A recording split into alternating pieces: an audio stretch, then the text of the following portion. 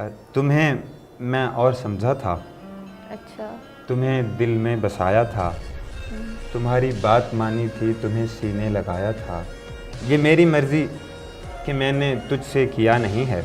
अच्छा। ये मेरी मर्ज़ी कि मैंने तुझसे किया नहीं है, पर ऐसा बिल्कुल नहीं कि मुझको गिला नहीं है।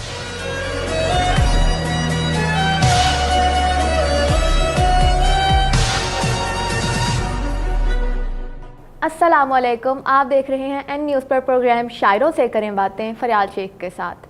हमारी कोशिश होती है कि हम अपने प्लेटफॉर्म से अदब के साथ साथ अदीब को भी फ़रोग़ दें। हमारे आज के मेहमान ने बहुत जल्द खुद को मनवाया है, अपनी एक पहचान बनाई है और आप लोगों की तरफ से इन्हें बेहद प्यार मिलता है।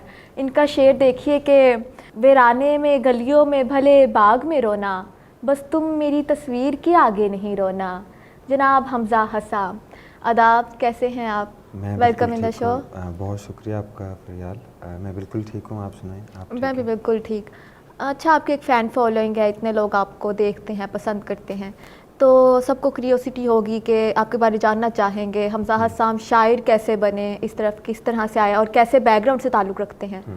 हमें अपने बारे में बताइए। मेरा वैसे ताल्लुक़ अलीपुर शहर से है।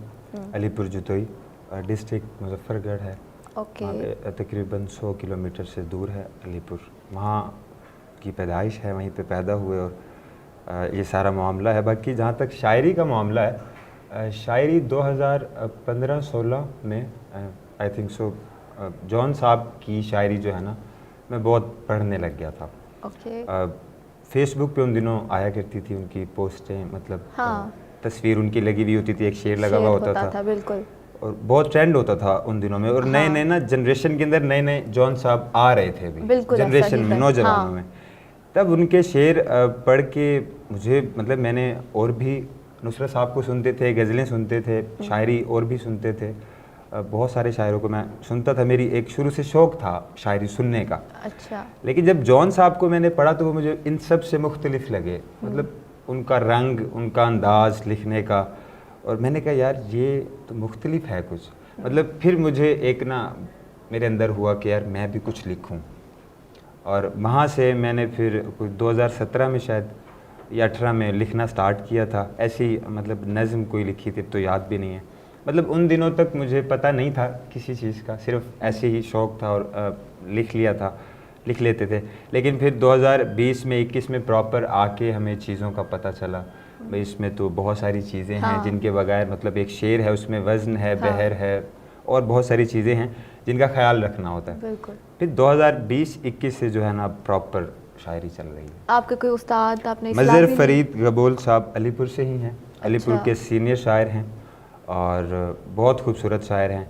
सैयद अली अब्बास शाह साहब हैं और साजिद अलीपुरी साहब हैं। ये सब मेरे उस्ताद ही हैं, ऐसे समझिए। मैंने इन सब से कुछ ना कुछ इनके पास बैठ के कुछ ना कुछ इनसे सीखा है। शुरुआत आपकी नज़मों से हुई थी? मैंने वैसे तो जब पहली दफ़ा लिखी थी वो तो नज़म थी।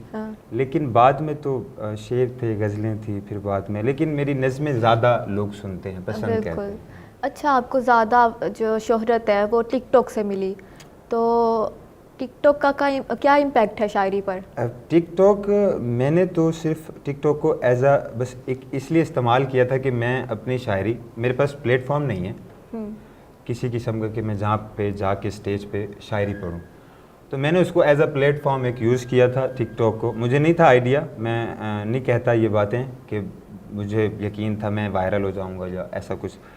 वीडियोस डालते थे टिकटॉक पे, वो वायरल होना स्टार्ट हो गई। फिर आहिस्ता आहिस्ता इंस्टाग्राम पे और इधर उधर ये सिलसिला बस ऐसे ही चला है। टिकटॉक मैं समझता हूँ जितने भी शायर हैं आजकल, या नौजवान जितने भी हमारे शायर हैं जो सोशल मीडिया यूज़ कर रहे हैं, उनको तो टिकटॉक पे वैसे भी शायरी अपलोड करनी चाहिए, अपनी शायरी। क्योंकि टिकटॉक एक लोग जाते हैं ज़्यादा यूट्यूब की तरफ। ये मेरा एक अपना पर्सनल एक्सपीरियंस है। मुझे लगता है कि आप टिकटॉक से, इंस्टाग्राम से यूट्यूब पे आएँ तो आपको ज़्यादा बेनिफिट है। लेकिन लोग यहाँ पे ज़्यादा यूट्यूब की तरफ पहले आते हैं। टिकटॉक ने मुझे बहुत फ़ायदा दिया, लेकिन मैं अपने आप को टिकटॉकर कभी नहीं कहता। ठीक। मैं कहता हूँ कि मैं एक भाई मैं पोइट हूँ, शायर हूँ, टिकटॉकर नहीं हूँ। क्योंकि टिकटॉकर तो वो एक्टर होते हैं, हम वो नहीं हैं, हम तो शायर हैं। आपको शौक़ भी था कि इस तरह से फेम मिले और कोई मशहूर होने का? जब मैंने ये मतलब स्टार्ट किया था ना पोइट्री वगैरह सोशल मीडिया पे डालना, बस तब एक होता था कि यार किसी को ना शेर याद हो जाए, किसी को शेर याद हो जाए, बस इतना होता था। लेकिन फिर जब वीडियोस वायरल, मेरी पहली नज़्म वायरल हुई थी, नादान लड़की करके एक ना नज़्म अच्छा। थी, तो वो वायरल हुई तो मतलब मिलियंस में उसके व्यूज़ चले गए। मुझे बिल्कुल अंदाज़ा नहीं था, और मतलब उसके बाद तो फिर ये सिलसिला नहीं रुका, नहीं, फिर अल्हम्दुलिल्लाह चलता रहा। अब तो कुछ भी डालता हूँ तो वो नई चीज़ कोई भी डालता हूँ वो वायरल मिलियन में ही जाती है। अच्छा, आपने अभी जिक्र किया नादान लड़की का, हमें वही नज़्म सुनाइए। नादान लड़की थोड़ी सी तवील है, कोई मसला नहीं, कुछ और सुना दूँ? जिसमें आपकी आसानी हो। हाँ, कुछ और सुना। एक नज़्म है और उसका ठीक है। उन्वान है और। ठीक। तुम्हें मैं और समझा था, अच्छा। तुम्हें दिल में बसाया था, तुम्हारी बात मानी थी, तुम्हें सीने लगाया था, अच्छा। तुम्हारे दर्द पाले थे मगर तुमको हंसाया था, तुम्हारी बेतुकी बातों पे घंटों मुस्कुराया था, क्या बात। तुम्हारी लाज रखी थी, तुम्हें सर पे बिठाया था, तुम्हें तन्हा समझ के मैंने अपना हाथ बख्शा था, क्या मुझे कहने। दुनिया मयस्सर थी मगर मैं तुम पे ठहरा था, वाह वाह। मुझे दुनिया मयस्सर थी मगर मैं तुम पे ठहरा था, मुझे फिर तुमने बतलाया कि तुम तो और ही कुछ हो, मैं तुमको और समझा था, मैं समझा था कि समझोगे मेरी चाहत के अफसाने, मगर तुम सरसरी निकले, मुझे अफसोस है यारा कि तुम भी और ही निकले। क्या कहने भाई, वाह। अच्छा, सबसे पहले आपकी वीडियो आपने भी बताया कि वो ये नादान लड़की हाँ, ही फिर थी। रात आधी थी। हाँ। ये दो नज़में जो है ना, इन्होंने तो मतलब एक जैसे कहते हैं ना आके सोशल मीडिया पे एक अलग ही चल गया था ये रात आधी और नादान लड़की, ये दो नज़में थी। अच्छा, जब शुरू में आपका नाम हुआ तो बाहर निकलने पे लोगों का कैसा रिएक्शन होता था? अच्छा, यहाँ पे ना एक मेरे साथ अलग मामला था कि सबके मतलब आजकल कोई बड़ी बात नहीं है, फ़ैन फॉलोइंग किसी की भी हो हाँ। जाती है, कोई इसमें कोई बड़ा वो नहीं है। लेकिन जब लोगों के दिलों में मैंने रिस्पेक्ट देखी ना अपने लिए, तब खुशी हुई मुझे कि मतलब एक तो एक पिक्चर ले लेना, हाँ। वो तो एक नॉर्मली चीज़ है। मतलब एक 40 साल का कोई भी पर्सन है और मेरी उम्र 22-23 बरस होगी, वो अब मुझे पाँव गोडों पे हाथ लगा के अगर मिल रहा है तो मेरे लिए इससे बड़ी कोई बात नहीं है, मतलब मेरे काम की वजह से, हाँ। मेरे कलाम की वजह से, तो ये मेरे लिए ज़्यादा इंटरेस्टिंग था। अच्छा, जहाँ इतने लोग आपको पसंद करते हैं वहाँ पे बैड कमेंट्स भी आते होंगे, बिल्कुल आते नेगेटिविटी हैं। भी देखने को मिलती होगी, तो उसे किस तरह से टैकल करते हैं? मैं पहले जब स्टार्ट हुआ था ना ये चीज़, तब थोड़ा सा मुझे हुआ था कि यार ये क्या, मतलब मैं एक्सपेक्ट नहीं कर रहा था कि इस तरह भी होता है। मतलब नए थे हम, फिर ना हल्के की कुछ, अभी भी बहुत सारी चीज़ें सीखने वाली हैं, ऐसी बात नहीं है, लेकिन अब काफ़ी हद तक चीज़ों का यहाँ पे इल्म हो गया कि यहाँ पे क्या क्या होता है शायरी के नाम पे या शायरी के हवाले से। अब पहले मुझे थोड़ा सा मसला होता था, लेकिन फिर जब चीज़ों की अब समझ आई है ना, अब मैं समझता हूँ कि उसको इग्नोर कर देता हूँ। मतलब मैं कोई ज़्यादा, मैंने आज तक अपनी पोस्ट पे किसी भी नेगेटिव कमेंट का रिप्लाई नहीं किया आज तक, मतलब मैंने उसको देखा ही नहीं है। मेरे पास किसी ने अगर कमेंट किया भी है तो मैं उसको इग्नोर कर देता हूँ। ना किसी से बहस की कि भाई आप, मतलब शायरों ने भी किए यहाँ पे ना, अच्छे अच्छे शायरों ने, मतलब जिनको नाम है जिनके, उन्होंने बाकायदा पोस्टिंग की हैं, मतलब मेरे ख़िलाफ़ लोगों ने मीम्स बनाई, पता नहीं क्या क्या किया, लेकिन मैंने कहा कोई बात नहीं, हम अपना काम कर रहे हैं भाई, हम करते रहेंगे, आपने जो करना करें।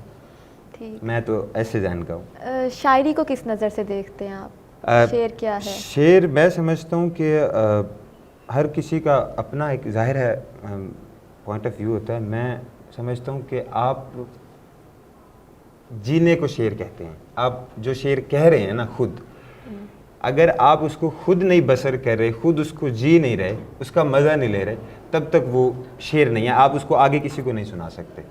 मैं ये समझता हूँ शायरी के हवाले से कि शायरी एक ऐसी चीज़ है जिसको जज्ब कर लेना चाहिए। पर्सनल ऑब्जर्वेशन है ना, एक्सपीरियंसेस हैं, और फिर शायरी आप मुशाहिदात, बिल्कुल। हाँ, ठीक हो गया।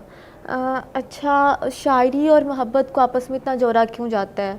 क्या शायरों के पास और मौजू नहीं रहे इसके अलावा बात करने के लिए? नहीं, शायरों के पास बहुत सारे मौजू हैं, ऐसे ऐसे मौजू भी हैं जो लिख दें तो फिर मसले हो जाते हैं। लेकिन यहाँ पे ज़्यादातर शायरों के अपने मसाइल हैं, किसी के, कोई किसी का अपना मिजाज है, कोई सिर्फ मोहब्बत पे लिख रहा है, कोई गुर्बत पे लिख रहा है, कोई मुआश पे लिख रहा है, या कोई किसी भी चीज़ पे लिख रहा है। मैं समझता हूँ ये सारा अपना अपना मिजाज होता है। अब मैंने आज तक सलाम का एक शेर भी नहीं कहा आज तक। ठीक। नहीं हुआ मुझसे, ना मैंने मतलब ज़बरदस्ती वाला काम मैंने वो नहीं किया कि भाई जब मिजाज होगा, जब कुछ हुआ तो कर लेंगे। मेरा जहाँ तक मिजाज है शायरी का, मेरा तो आपने सुना वही है और वही है शायरी मेरे हिसाब से तो। अच्छा, आप हमें फिर कुछ हाँ, सुनाइए। मैं कुछ शेर सुनाता हूँ आपको। ज़रूर। ये मेरी मर्ज़ी कि मैंने तुझसे किया नहीं है। अच्छा। ये मेरी मर्ज़ी कि मैंने तुझसे किया नहीं है, पर ऐसा बिल्कुल नहीं कि मुझको गिला नहीं है। क्या बात, वाह वाह। यहाँ ठहरना तो फिर हमेशा यहीं ठहरना, हाँ। यहाँ ठहरना तो फिर हमेशा यहीं ठहरना, ये आते जाते मुसाफिरों की जगह नहीं है। क्या कहने। और अभी तबीयत उदास है तुम यहाँ से जाओ, हाँ। अभी तबीयत उदास है तुम यहाँ से जाओ, कहा न तुमको यहाँ से जाओ सुना नहीं है। क्या बेसाख्तगी है, वाह। कहा न तुमको यहाँ से जाओ सुना नहीं है, वो जिसको कह कर गए थे ठहरो मैं आ रहा हूँ। अच्छा। वो जिसको कह कर गए थे ठहरो मैं आ रहा हूँ, हाँ। वो शख्स अब तक वहीं खड़ा है, हिला नहीं है। क्या बात। बहुत शुक्रिया। बहुत ज़बरदस्त है। और आपका बहुत शुक्रिया, आपने हमें वक्त दिया। आपका बहुत शुक्रिया कि आपने यहाँ बुला के इस बातचीत करने का मौका दिया। आप सलामत रहें और आपके बहुत शुक्रिया, बहुत शुक्रिया आपका। इसी के साथ मुझे यानी फरियाल शेख को दीजिए इजाज़त। देखते रहिए एन न्यूज़। मिलते हैं अगले एपिसोड में। अल्लाह हाफिज़।